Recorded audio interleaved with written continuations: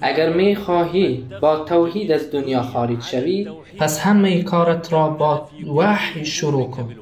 چرا؟ زیرا غیر از وحی و هوا چیزی دیگری وجود ندارد. بین اینها چیزی دیگری وجود ندارد. الله متعال می‌فرماید: فإن لم يستجيبوا لك ده الوحي فاعلم انما يتبعون اهواءهم او ده الهوى. پس اگر دعوت تو را اجابت نکنند، یعنی که وحی را، فعلم انما یتبعون اهواءهم، پس بدان که آنها از هوای خود پیروی میکنند. ولا تطع من اغفلنا قلبه عن ذكرنا هو ده الوحي واتبع هواه ده قسیم الضد.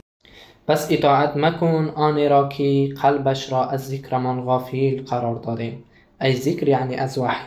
واتبع هواه، پس او پیروی هوای خود را کرد. يا داود إنا جعلناك خليفة في الأرض فاحكم بين الناس بالحق هو ده الوحي ولا تتبع الهوى فيضلك.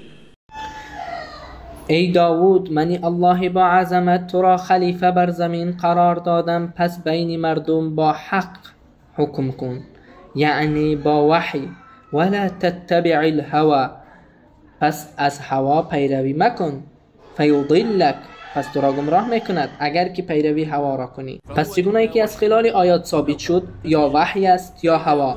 پس اگر بخواهی که بنده واقع الله باشی و الله را در قیامت با چهره سفید ملاقات کنی، پس همه امرت را با وحی شروع کن، نه با رأی خودت و نه با رأی دیگران، هیچ کدامش. الله را با رأی و نظر خود و دیگران عبادت مکن. الله را با آن چیز عبادت کن که الله بر تو نازل کرده است، یا قرآن، یا آن چیزی که از زبان رسول الله خارج شده است که اون بیان کننده وحی است. در نهایت شیطان غیر از قلب تو دیگر چیزی نمیخواد. مختصرا یعنی در هر نقطه شیطان کمین دارد بر قلب تو، پس متوجه قلبت باش.